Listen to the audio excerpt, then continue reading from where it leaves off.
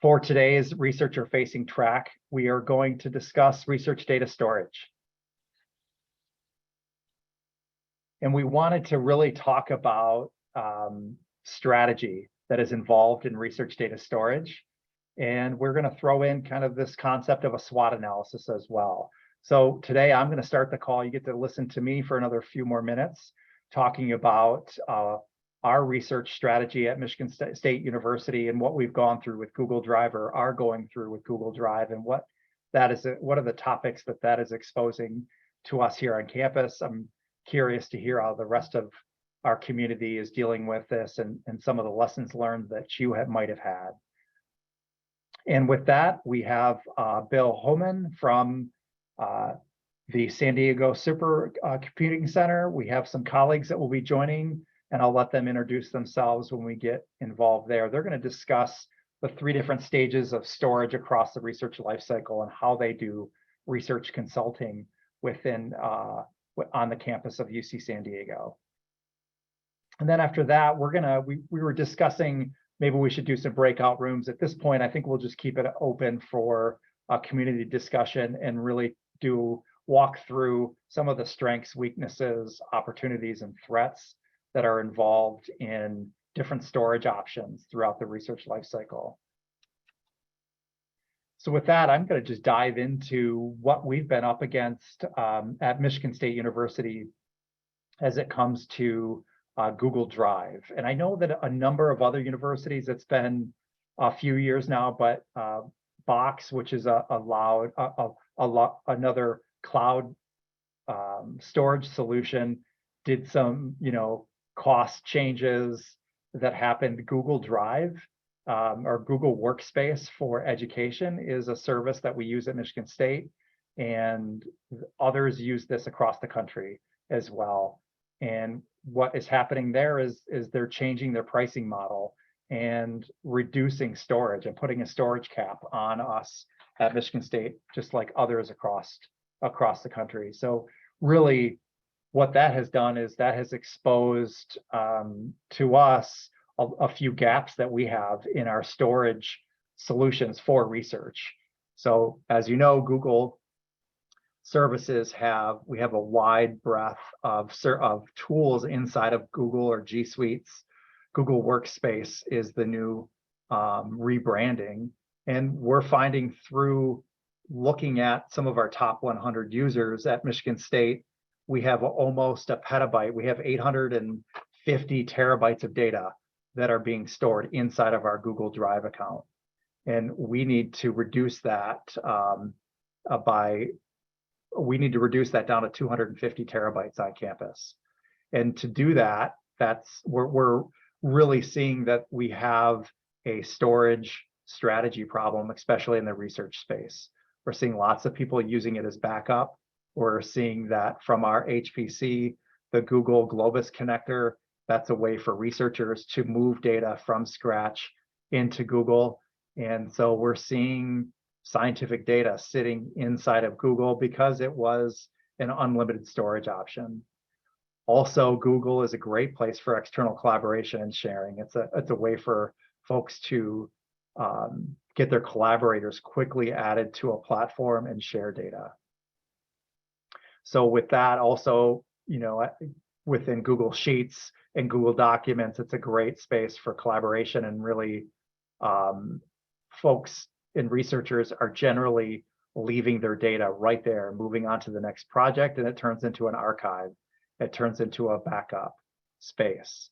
So now Google G Suite was added in 2007 on campus at Michigan State. So this service has been around for over a decade, and lots has changed in policies. Our institutional data policy has shifted. We have new concerns with information security. So our policies have not kept up with how we manage and support this service. So I'm using this as an example for all of us to think through how you're supporting research strategy, and really what this is exposing for us at Michigan State is gaps. And how do we onboard? How do we get stakeholder input for these types of services on campus. And if we are placing a cap, is really 5 gigabytes enough for folks to be collaborating across campuses? So really, now we're in this space here where we have new information security challenges. We have the changing landscape in federally funded research. We know in the next year, we're going to start to see the cybersecurity maturity model certificate, CMMC, is going to start to change how we're viewing research storage. We know the National Security Presidential Memorandum 33 is going to start to impose basic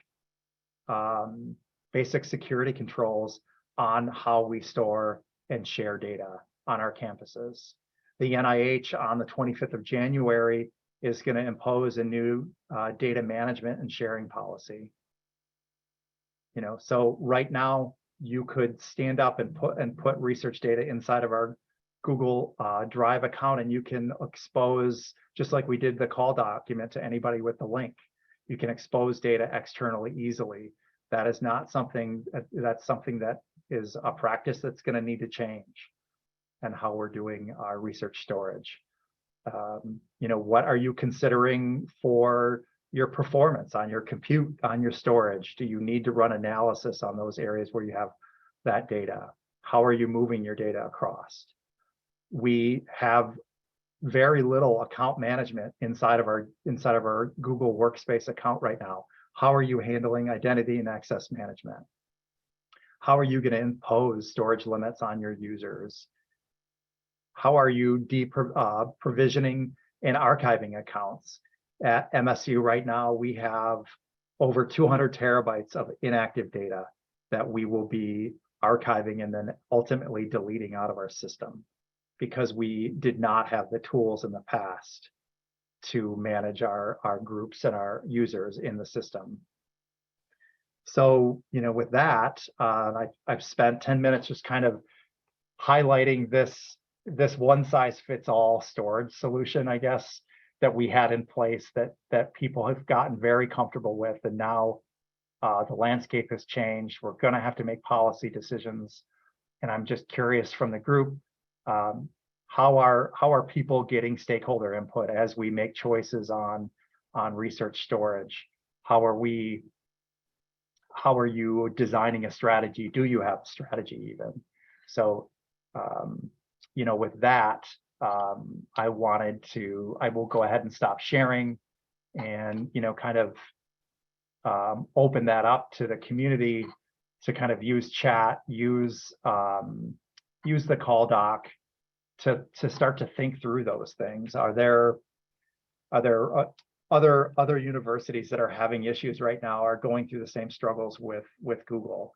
I noticed that Northwestern just managed to migrate from Box into Office 365, you know, for their space. So there's a lot of future topics I think we can start to address here, and I think this is probably a great segue for us just to hand it off to Bill and let him go ahead and take over the sharing, and maybe take this to the research data lifecycle part of this analysis. If we are looking at storage across the research lifecycle, what considerations do we need to take into place? Because how you share data at the beginning of your research project and at the end are different. So, Bill, are you out there for me? Yeah. Thanks, Justin. I appreciate it. So give me just 1 second. Can you all see my screen? Yes. Cool. All right. First off, my name is Bill Homan. I'm from the San Diego Supercomputer Center at UC San Diego, and I brought along a couple of my colleagues as well. One, my boss, Ryan Nakashima, who will take us through some of the more detailed pieces of this presentation, but also a couple of our hands-on engineers, Gavin and Willie, are here as well. And we're here to offer a picture of what we feel kind of steps back, because we don't know the expertise of everyone on this call. So we created what we felt was a glimpse at storage basics and things that everyone should be on the same page about when trying to figure out how to tackle your storage needs. So as we step into this, we kind of broke this into 3 stages, and this is where I want to hand it over to Ryan so that he can talk about the ways that we look at this, and then I think the next slide is going to be something you're all going to really enjoy. But I'll let Ryan get started now. Great, yes, and thank you, Bill, for the great introduction there. And yeah, so like we mentioned, we are from the San Diego Supercomputer Center at UC San Diego. In particular, we work for the Research Data Services division within that Supercomputer Center department. And really what we do is we talk to lots of researchers across not only the UC San Diego campus, but also elsewhere. We work with people at other universities in the United States. We work with people internationally in the research institution, public sector, and also in the private sectors as well. So we have a pretty a good set of use cases that we draw from when we talk about the considerations that people usually have to consider when they store data. In general, though, we kind of just break it down to the simple view of that there are 3 main stages that research data goes through across its life cycle, which is that there is raw data that is generated from somewhere. That's usually some instrument churning out images, or some people going out into the field collecting data. All that data is being generated. Then that data has to be placed in some kind of repository. And that's kind of where things get a little interesting and complicated, just because there are so many choices and so many factors to consider. And then there's the archival stage, which is also a very interesting stage, because we find that most people mainly focus on kind of that middle stage as like the most important thing to consider when researching and choosing a storage solution. So then I guess if we go over to the next slide here, what we went ahead and laid out is a kind of a timeline view of what we think is one of the more ideal breakdown of where those 3 different types of data should live during the different kind of more specific kind of substages within those 3 overall stages, where we would say that probably the conception through infancy stages here, where we kind of tried to make this analogy between research data and actual people in terms of lifetime, where we considered this area to be kind of like that beginning stage, where it's mostly just raw data, and then also eventually some metadata that is generated when first collecting data, trying to get it into a condition where it can be processed. And then, when we get to more of the puberty, adulthood, and golden age, that's where we say data is being processed.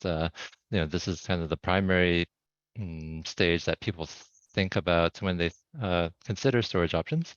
And then, there's the afterlife, which is where, for the most part, a lot of research data requirements are that the data has to be saved for 7 years or however long it is after the main study is completed. And unfortunately, that ends up being kind of a bit of a problem, because a lot of people don't really want to kind of have to invest in something that will save data for that long of a period of time when there's not even a chance that it will be used, sorry, there's a low chance that it might be accessed and used, but it still is often a requirement. And yeah, for us, we kind of tried to break this down as into kind of the areas or the storage types, I guess, that we say storage would move into across the life cycle of the data, where you can see that we kind of have 5 main types of storage that we usually are talking about and considering, or at least trying to help people consider when they talk to us about how to store their data, what they're going to do with it. So yeah, so hopefully this table is helpful. If there are any questions about it, we'd be happy to answer them, later on, either in this call or outside of this call. We added our contact information to the notes page. So yeah, we're happy to talk about any of this.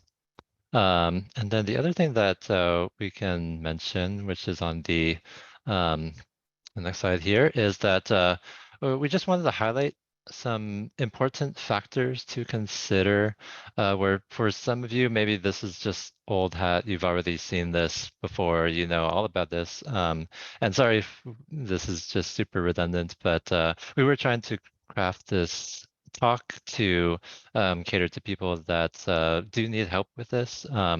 So then when we highlighted these 8 factors to consider, we tried to combine a mix of important factors that are commonly considered, where, I'm pretty sure, unless there's someone in there that's just somehow insanely stupid rich and you just don't care about money.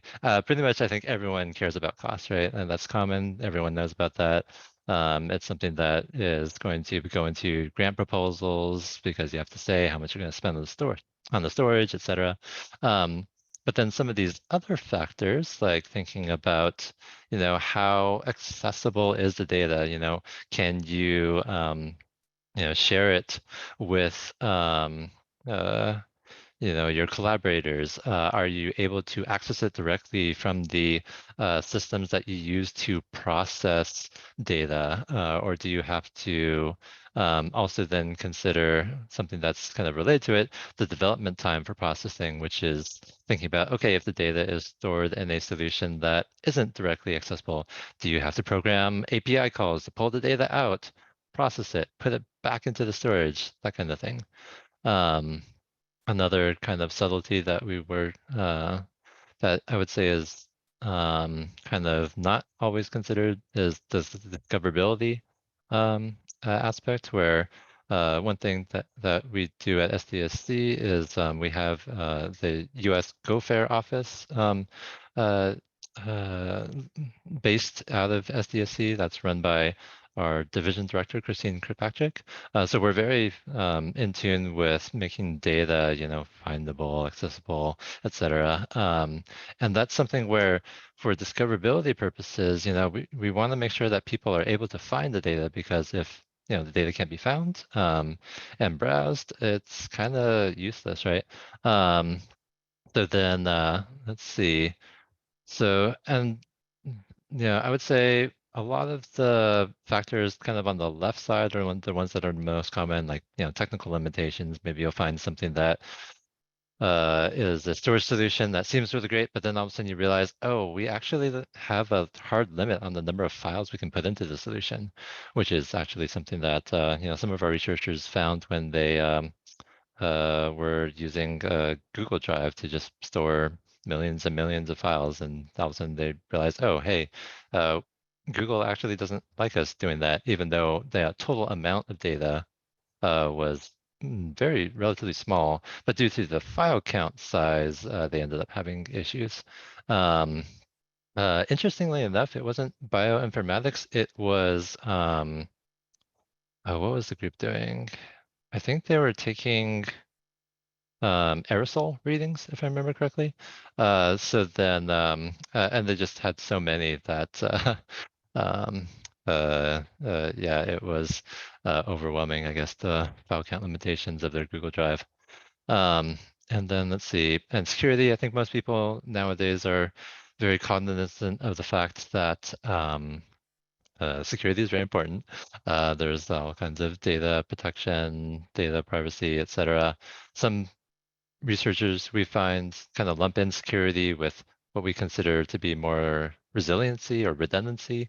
Or overall, I guess maybe in retrospect, maybe I should have just called this safety instead of security. It says something where backups for data need to be considered.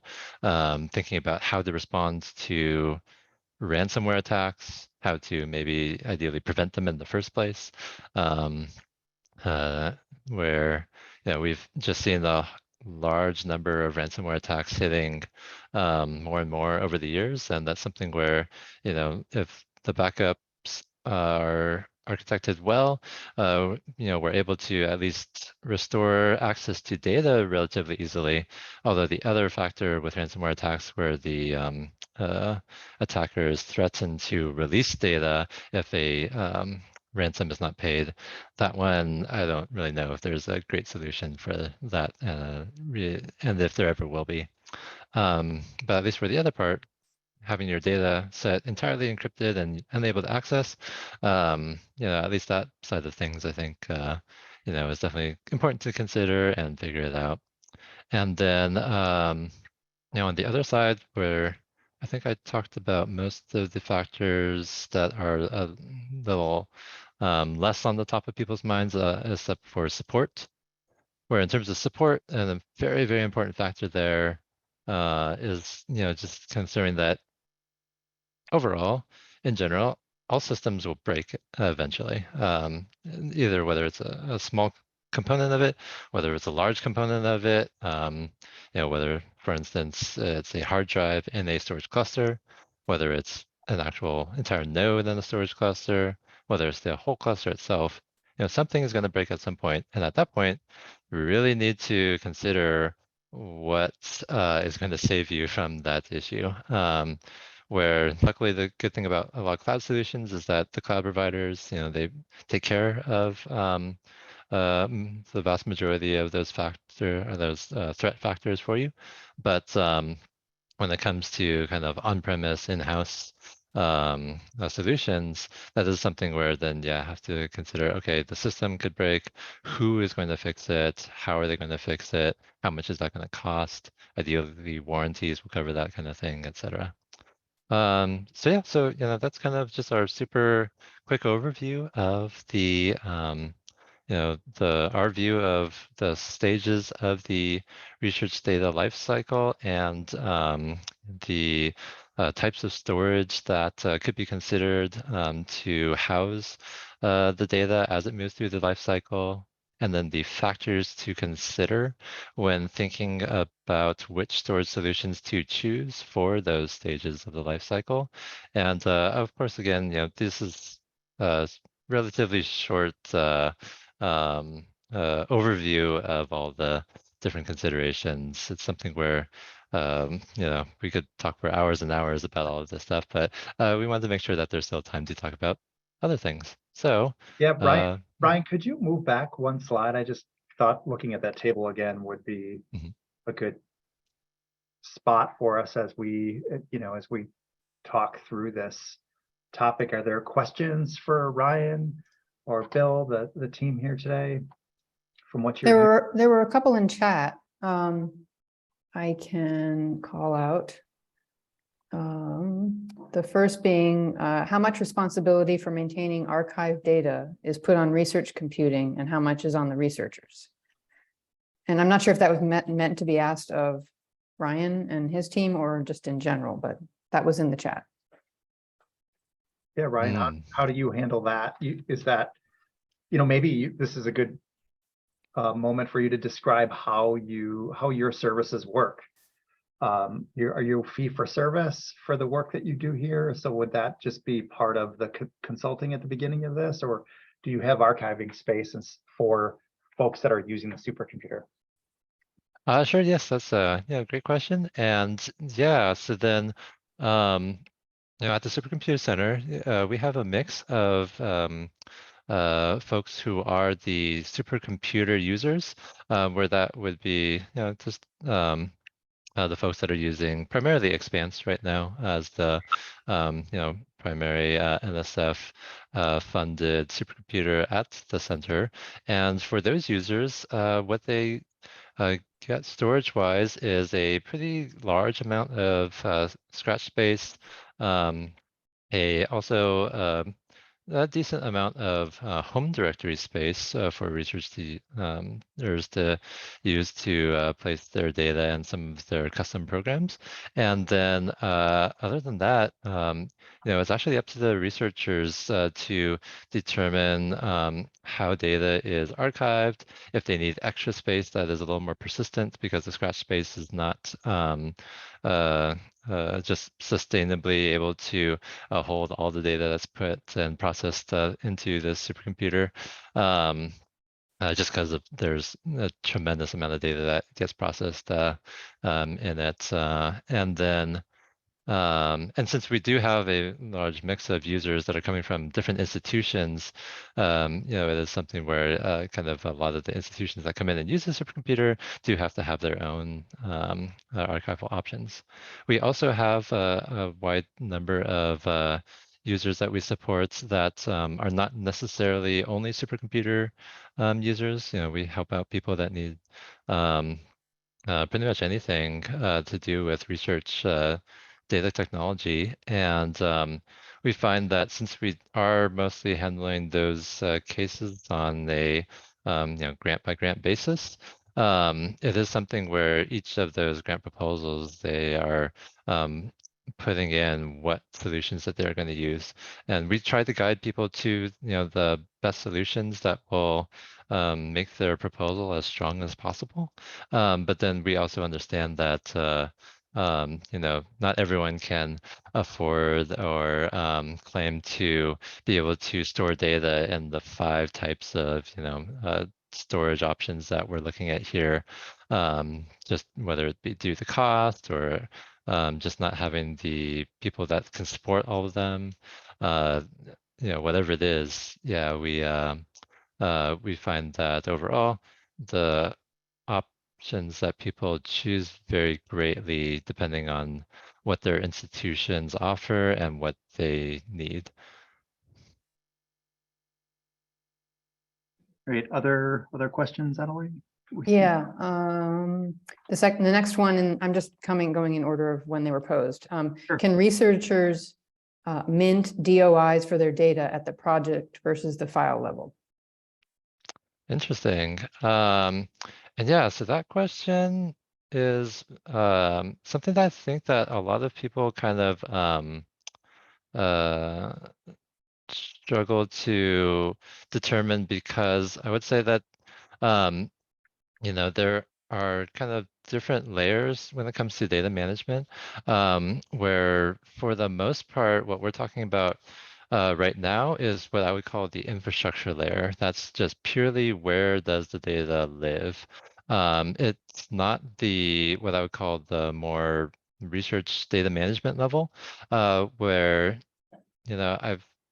one of the most common questions that we get is, what is the best software to use to manage the data, set up, like, for instance, these DOIs so that there is a nice unique identifier that can be used across, the research data lifecycle and also shared with other people, where maybe an interesting topic for a future call would be to talk about like what people are using for that data management software, because it is a great question, and I feel like that question is mostly a a great topic point for that discussion of what research data management software is being used, how do they generate DOIs, where are they saved, how are they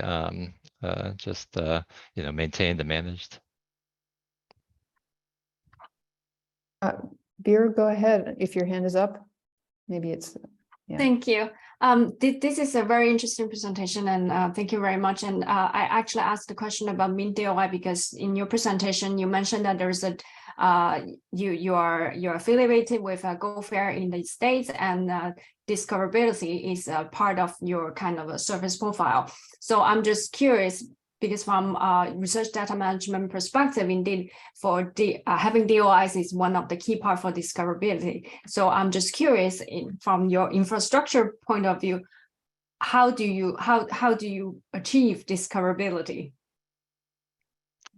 Oh, how do we achieve discoverability itself? And yeah, so that's a great question. And also, unfortunately, something that would be a very nuanced discussion, because it kind of depends on what type of data is being talked about, who needs to discover it, et cetera. So, I'd be happy to have, another kind of follow-up conversation on those nuances. But, overall, we do think it is important that researchers are planning on how to make their data discoverable, make sure that it's kind of placed in the, or the effectively what would be the equivalent of a catalog of data to be placed into a area where the community that would be interested in that catalog can access it and browse through it. And then with respect to how to actually maintain those identifiers, yeah, that would be kind of unfortunately a pretty long topic, but yeah, I'd be happy to have follow-up conversations about it.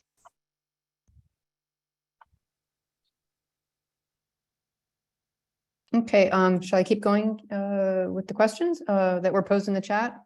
Yeah, I mean, I think we Yeah. have a few more minutes we could do that, and then I can just wrap things up in our remaining time with kind of the SWOT. So go ahead. There's another. Okay, it looks like we had two more that I've gotten so far. I may be a little behind. One was the next one was about budgets, related to budgets. So, different sizes of budgets, essentially. Noting that University of Michigan's annual research expenditure is around 1.7 billion, number 2 in the US, and UCSD's is around 1.4 billion, which is number 6. How do these kind of research data management approaches translate to institutions that have annual research expenditures of only a few hundred million or even just a few tens of millions? Yes, and that is a great question. Yeah, So- right. Yeah, Ryan, do you have the answer to that? I think, I mean, that would be really interesting to see, how much storage is going on in those campuses and how much support is being put into the infrastructure to enable science, right? How much of that is free? Does that get built into it? Those are interesting topics for sure. Right, yes. And then, one of the kind of interesting topics that we kind of tackle fairly often, and I think Sid was in here, and she can definitely attest to this as well, as we're constantly talking about, even on the UC San Diego campus, there's almost like this huge difference between the folks that also get just individual grants that provide tremendous amount of funding for research computing and storage infrastructure versus those that don't, just because they are like maybe smaller labs, their projects are smaller, the grants that they're getting are smaller. So then there's all kind of this huge difference between the people that effectively, in the end, whether at any level, have a lot of funding for the stuff and those that don't. Where, trying to consider the factors that we were talking about, those factors are going to lead to different answers for people depending on what their situation is, right? Where, actually even kind of leading into the next question that I see in the chat, which is how we define performance cloud storage. That is a great question, because we actually define performance cloud storage very differently, I think, than a lot of people would, where for I think a lot of people, they would define more of like a performance cloud storage as something that's a little more accessible versus something that's more archival. So then to make an analogy with a provider that's not SDSC, because I don't want to just be kind of shilling SDSC, services is at AWS, right? You have the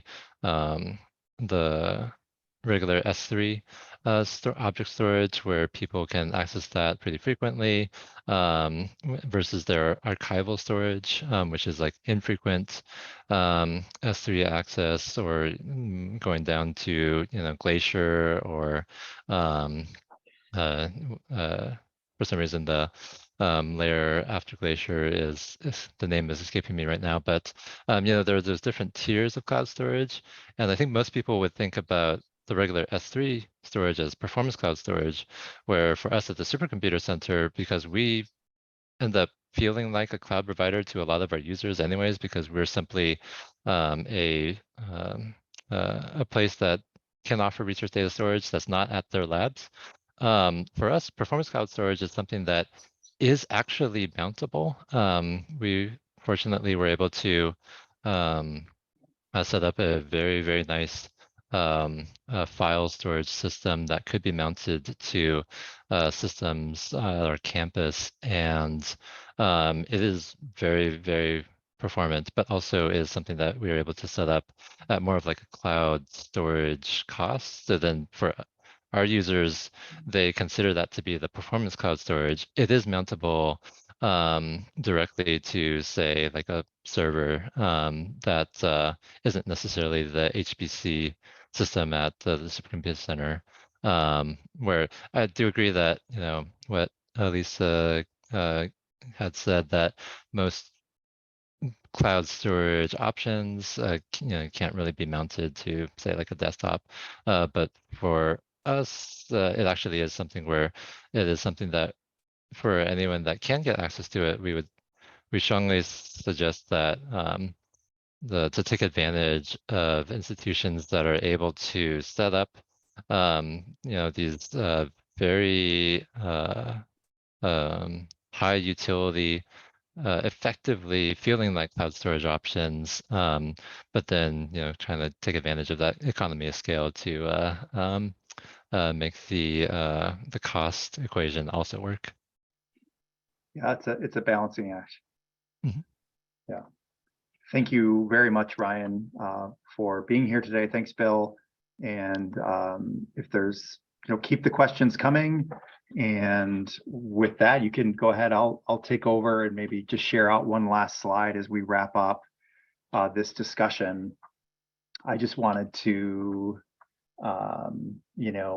we as we were brainstorming, how do we talk about this topic was voted by all of you as a topic that people wanted to be discussing today around research data management and viewing it through the research data lifecycle.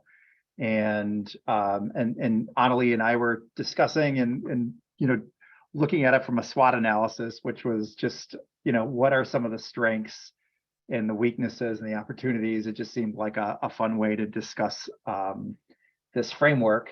And with that, let me just go ahead and post this last space here. So, really strengths, weaknesses, opportunities, and threats.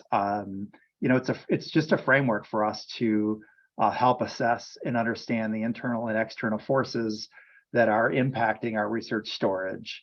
And it really depends on your perspective. And I think, Ryan, when you were making that point, like, hey, that could be this whole idea of data management software could be a whole topic. I kind of feel like that's how our researchers are using Google Workspace. They're using it as a collaboration, as kind of the front door, but ultimately they're using the HPC to do their analysis, to do their compute. They're using virtual servers or a server under their desk to use R and other statistical packages to do the heavy analysis, and then they quickly move that data back up to a space where people can view and share it. And I grabbed this research data lifecycle just because back from Sid and Claire at UC San Diego, this is on your website. I like how simple this is, and it kind of goes across the proposal development phase, but really that data lifecycle of data discovery and collection and analysis and then sharing, and then it's a cycle for all of us. So, you know, with that, you know, you can view this SWOT analysis from an actual service. You know, we could discuss Google in that space. You know, we could look at, you know, the S3 bucket from that space, or you could look at it from the research data lifecycle spot. You know, what are some of the attribution that you really need in data archiving? You know, with the NIH coming with their requirements with sharing, now they have actual repositories for us, where you can be depositing your data and your metadata at the end of your research. So does that change how we need to be archiving at our institutions? But with that, I wanted to just end with this. And if there are any, we have a few more minutes, we could tackle some more questions. I see a question did just pop from Nan. Back to the original question. I'm curious whether anyone is getting structured feedback from researchers around a strategy. Is that what you're asking about there?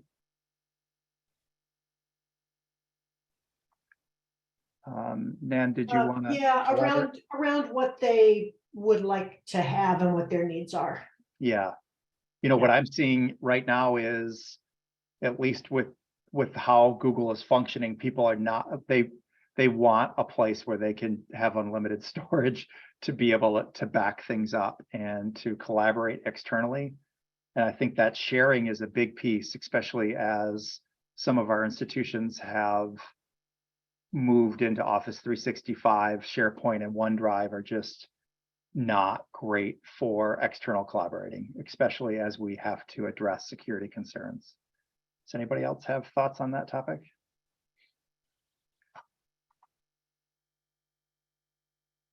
Well, I think one of the things that is important there is how early a researcher is reaching out to either a storage provider like us or to a research facilitator. We have an incredible group on campus, our research information technology services team, and they do a wonderful job of collaborating with different groups on campus for the researcher.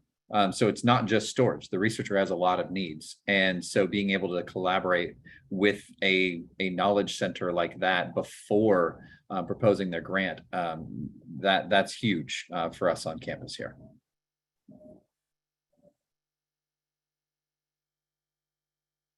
Agreed. Getting in early and being part of that process early is very helpful. It gets everybody talking about terms in the same way too. We had a discussion in the planning about what does archiving mean to you know, bioinformatics research, you know, or versus a librarian, right? So how those terms get used and how we structure them is super important too, and all being on the same page.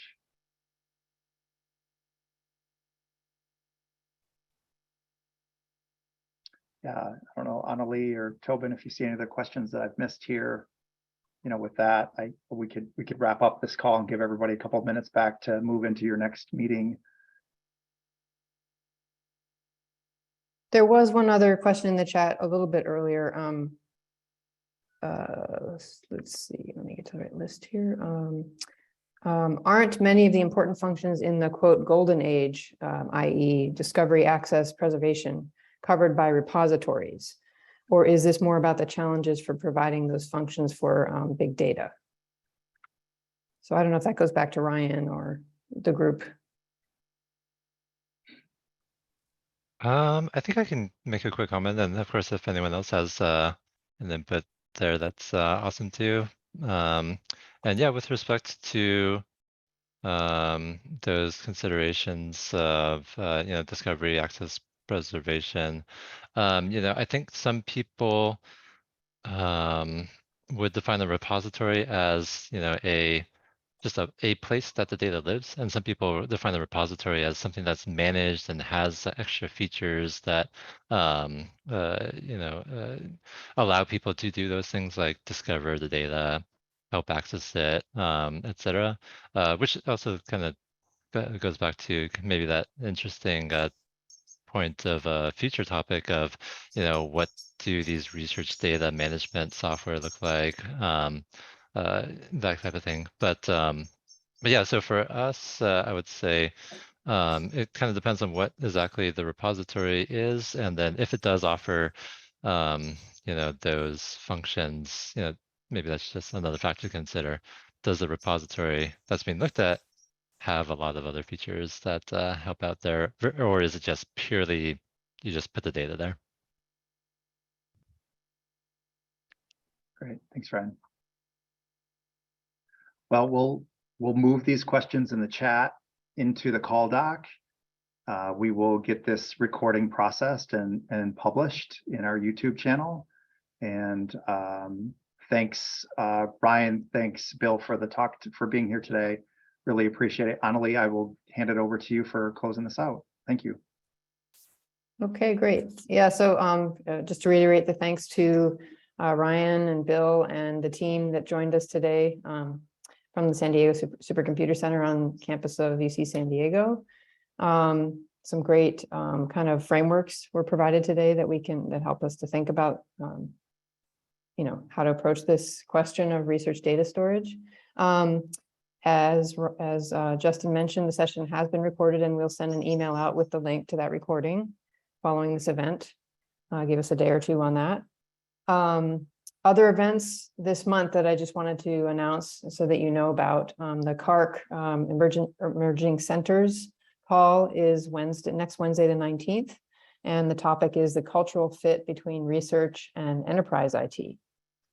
Interesting topic. Then the systems facing track, also CaRC track, the next day, Thursday the 20th. Topic is identifying core and common skills that a novice RCD systems focused IT professional should prioritize developing as they start their career. So kind of a career development topic there in the systems area. And then lastly, there is this Friday, the 14th at 2:00 Eastern, the US Research Software Engineers, I don't know if that's a monthly meeting. I think so. So that's meeting this Friday. And then we do have a call topic set for next month for the researcher facing track in November. It will be technology transfer in research computing. We are looking for volunteers who have experience in this space. So if you can reach out to anyone that is on the researcher facing steering committee, or just email RF. Well, I'll drop it in the chat. Email this email. If I can get to that on my screen. I can do that. Yeah. Do okay. that. Thanks. And then I think that was it. We're always looking for suggestions for topics for future calls. So we're good for November, although we would love to have some volunteers to speak to the topic of technology transfer. But we need to keep planning for keeping this interesting and keeping everyone engaged. So if you have any ideas, we're welcoming them. And if anyone wants to join us on the steering committee as well, we're happy to have you. Please reach out, even if you're just curious and want to find out what's entailed in that. So I think with that, we can sign off. Great to see you all, and have a great rest of your day and week and month. And we'll see you in November.